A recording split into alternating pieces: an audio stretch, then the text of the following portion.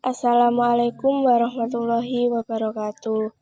Kami dari kelompok 3 yang beranggotakan Eka Aprilia Margareta, Azahra Aulia Ramadhani, Adelia Ramadhani, Abil Sasena, Fajar Andika Pratama, dan Doni Fitrah Fahresi.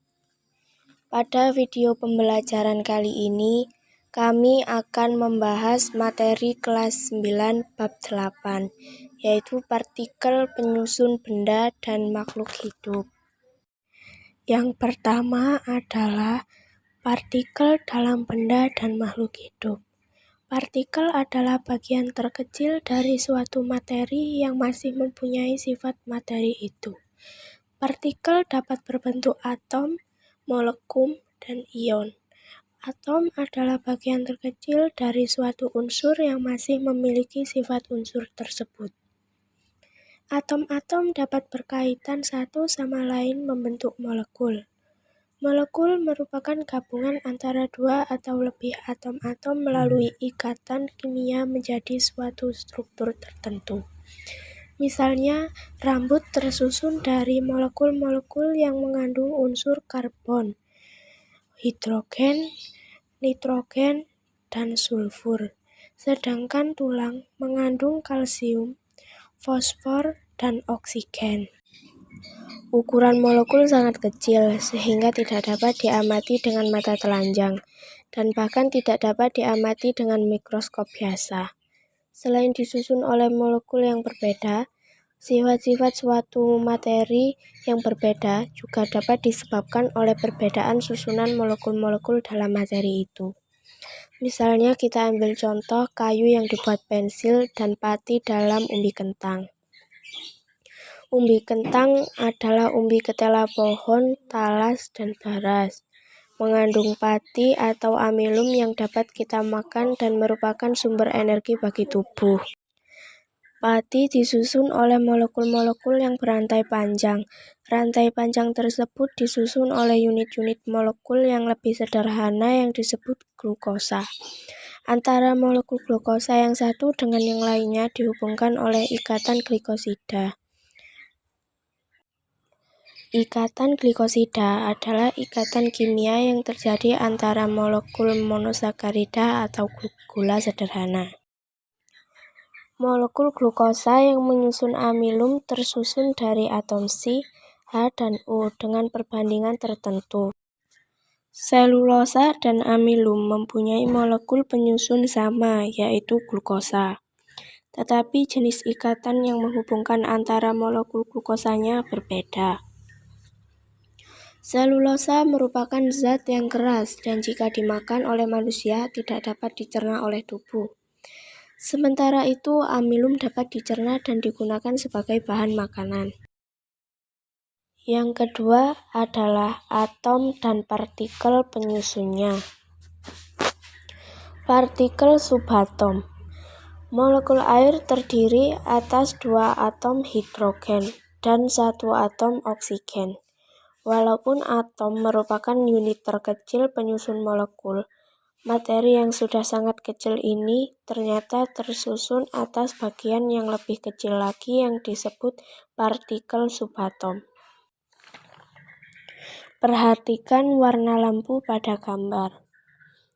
Tiap-tiap lampu tersebut mengandung gas mulia, berturut-turut helium, neon, argon, kripton, dan xenon.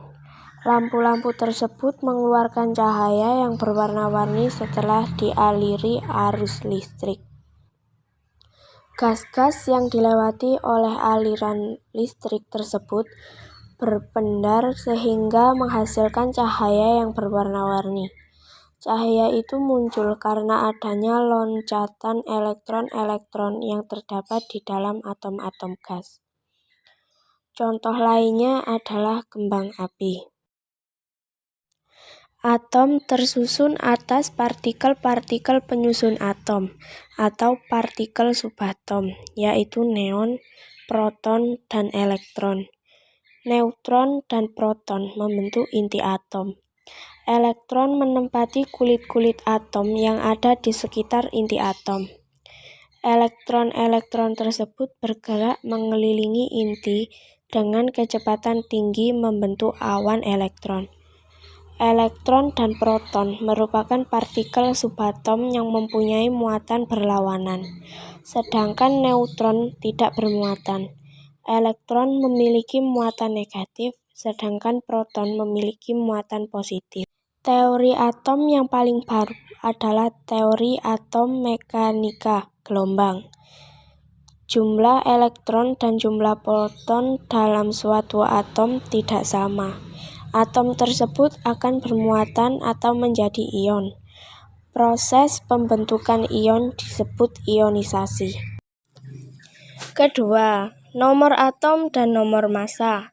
Masih ingatkah kamu dengan materi tentang unsur? Unsur merupakan zat murni yang tidak dapat diubah lagi menjadi zat lain dengan reaksi kimia, seperti emas, besi, perak, oksigen, dan masih banyak yang lain. Saat ini ada sekitar 105 unsur yang ditemukan di alam, yang terdapat pada sistem periodik unsur. Atom-atom dari unsur yang berbeda memiliki jumlah partikel subatom yang berbeda. Semua atom dalam suatu unsur yang sama memiliki jumlah proton yang sama di dalam intinya. Seperti yang terdapat dalam kolom di bawah ini. Nomor atom sama dengan jumlah proton yang dilambangkan dengan huruf P, dan sama dengan jumlah elektron yang dilambangkan dengan huruf E. Nomor massa sama dengan jumlah proton yang dilambangkan dengan huruf P, ditambah dengan jumlah neutron yang dilambangkan dengan huruf N. Setiap unsur ditulis dengan lambang unsur. Pada penulisan lambang unsur, nomor atom ditulis sebagai subscript, yang artinya turun, di kiri lambang unsur, sedangkan nomor massa ditulis sebagai superscript atau naik di kiri atas lambang unsur. Sebagian besar unsur yang ada di alam sangat penting untuk kehidupan. Namun ada beberapa unsur yang disebut logam berat, berbahaya bagi manusia dan lingkungan. Unsur ini tidak dapat didaur ulang dalam tubuh dan sulit untuk dikeluarkan. Karena dalam tubuh kita tidak ada mekanisme yang berfungsi untuk menghancurkan unsur ini. Konsentrasi logam berat dalam tubuh dapat bertambah sepanjang waktu atau dikenal dengan bioakumulasi. Logam berat dapat menyebabkan berbagai penyakit, seperti kanker, dan bahkan dapat menyebabkan kematian. Seorang wanita yang hamil juga dapat mengalami keguguran dan melahirkan bayi yang cacat akibat kandungan logam berat yang cukup tinggi dalam tubuhnya. Selanjutnya adalah prinsip pembentukan molekul dan ion. Yang pertama adalah konfigurasi elektron. Agar mengetahui cara atom-atom dapat berikatan, kamu harus mempelajari susunan elektron di dalam suatu atom atau yang disebut konfigurasi elektron ini. Sebagaimana dijelaskan pada model atom, bohar elektron bergerak mengelilingi atom menurut tingkat-tingkat energi tertentu yang disebut sebagai kulit-kulit atom. Tingkat energi dalam suatu atom berturut-turut dilambangkan dengan K. Untuk kulit atom ketiga dilambangkan dengan N sama dengan 3 dan seterusnya. Berikut merupakan tabel kulit-kulit atom dimulai dari kulit terdalam yang mempunyai energi paling rendah. Dan perhatikan pula tabel susunan elektron atom pada tingkat energi berikut. Setelah kalian memperhatikan beberapa tabel tersebut, Posisi elektron secara berurutan dimulai dari kulit K, kemudian ke kulit atom yang lebih tinggi. Perhatikan contoh konfigurasi atom bromin dan kripton. 2. Ion dan ikatan ion. Ion yang bermuatan positif secara disebut kation, sedangkan ion yang bermuatan negatif disebut anion. Sebuah ion positif atau kation memiliki jumlah elektron lebih sedikit dibandingkan proton yang ada pada inti atom. Sebaliknya, ion negatif atau anion memiliki jumlah elektron lebih banyak dibandingkan protonnya. Senyawa yang terbentuk dari kation dan anion disebut sebagai senyawa ion. Gaya tarik-menarik atau gaya elektrostatik antara kation dan anion dalam senyawa tersebut disebut ion.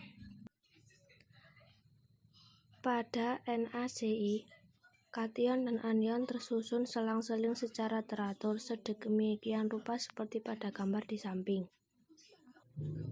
Sehingga interaksi tarik-menarik antara ion Na+ dan ion C1 terjadi secara maksimal. Susunan seperti itu disebut dengan istilah kristal. Pembentukan ikatan kimia melalui penggunaan bersama elektron oleh dua atom disebut senyawa-senyawa yang antar atomnya berikatan kovalen disebut senyawa kovalen. 3. Identifikasi unsur.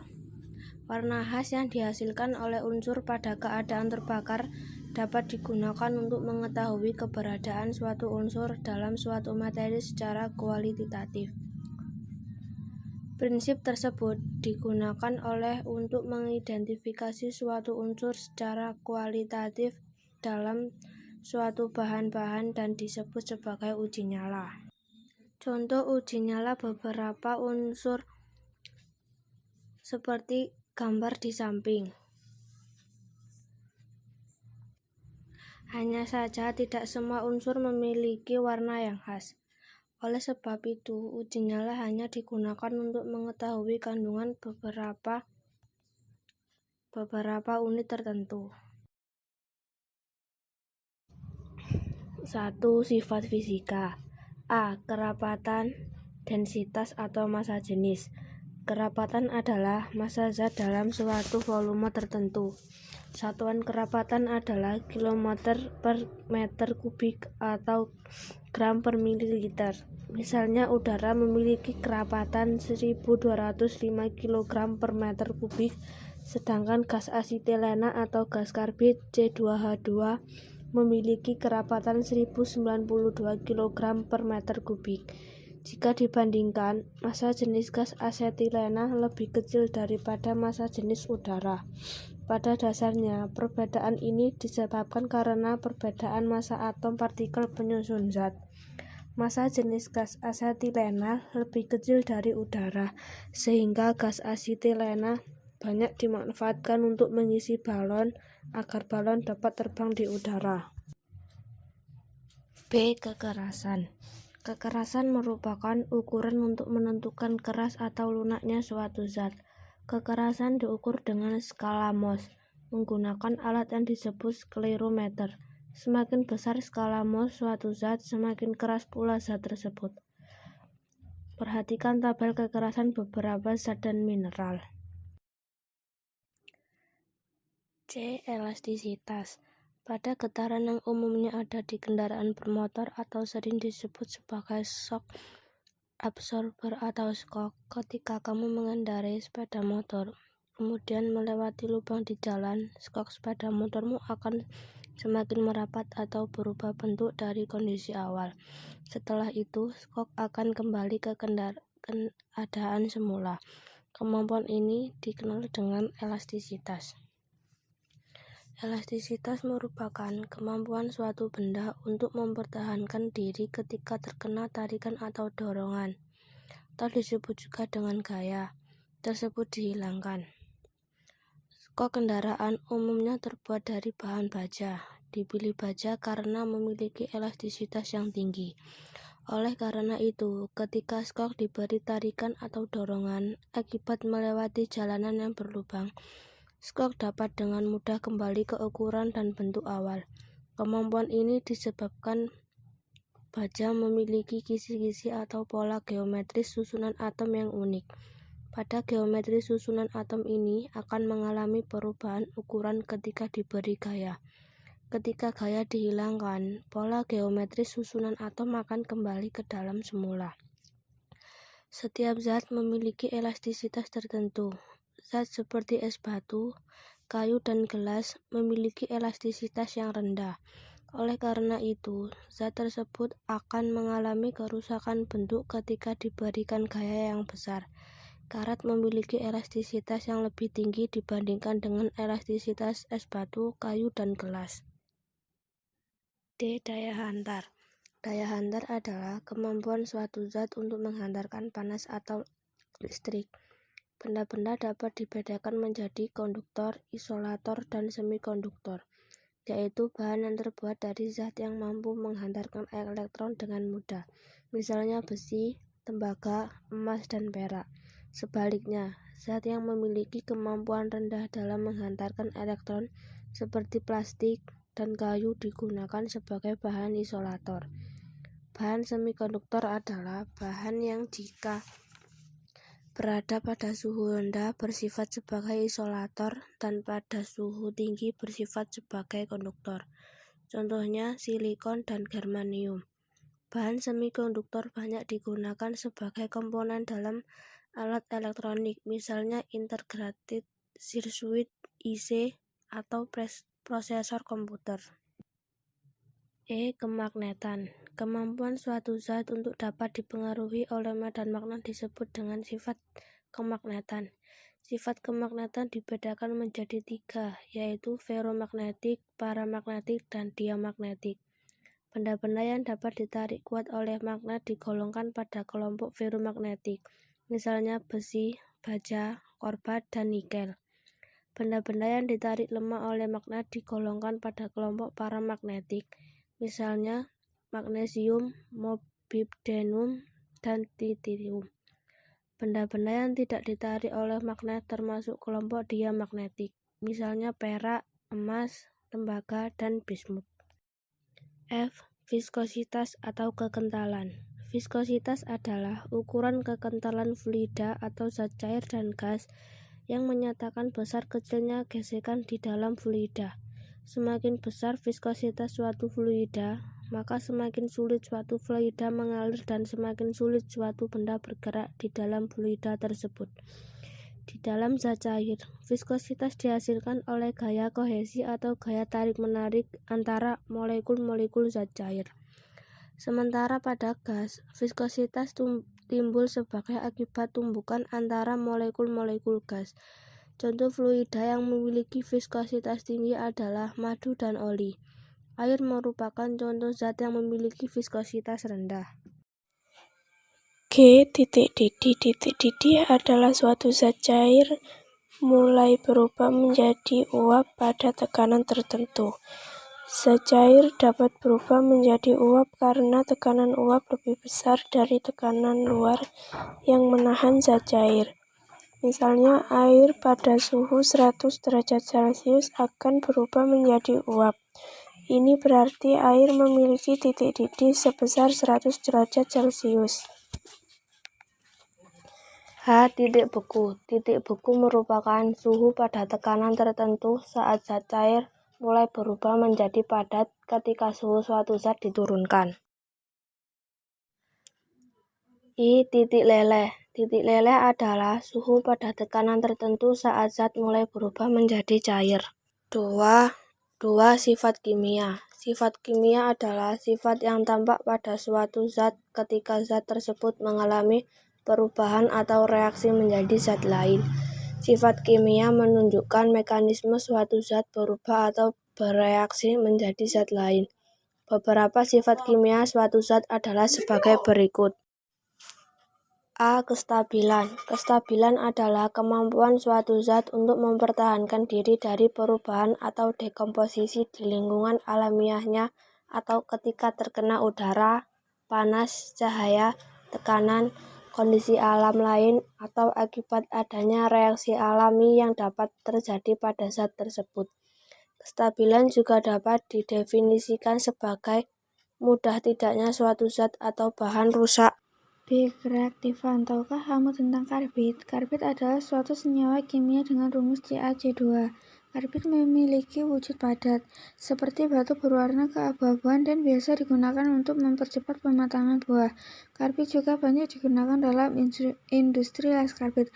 Apakah kamu pernah memasukkan karbit ke dalam air? Ketika karbit dimasukkan ke dalam air, karbit akan langsung berair dengan air menghasilkan panas dan gas asetilena. Gas asetilena ini mudah terbakar dan dimanfaatkan dalam proses pengelasan logam. Reaksi kimia karbit dengan air adalah sebagai berikut. Karena karbit mudah bereaksi dengan zat lain, misalnya air, dikatakan karbit memiliki reaktivitas yang tinggi. Reaktivitas merupakan ukuran yang menunjukkan mudah tidaknya suatu zat bereaksi dengan zat lain. C. Korosivitas. Jika kamu melihat komposisi cairan pembersih lantai, kamu akan melihat di dalamnya terkandung asam klorida. Senyawa ini mampu mengikis kotoran jaringan tumbuhan, jaringan hewan, jaringan manusia, bahkan mampu mengikis logam dan membuat logam cepat berkarat.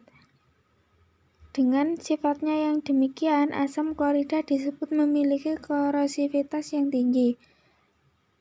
Selain HCl, bahan yang bersifat korosif adalah asam sulfat. Asam sulfat banyak digunakan sebagai cairan elektrolit pada aki. Baik asam klorida maupun asam sulfat dapat melukai kulit. Oleh karena itu, kamu harus berhati-hati ketika menggunakan senyawa tersebut.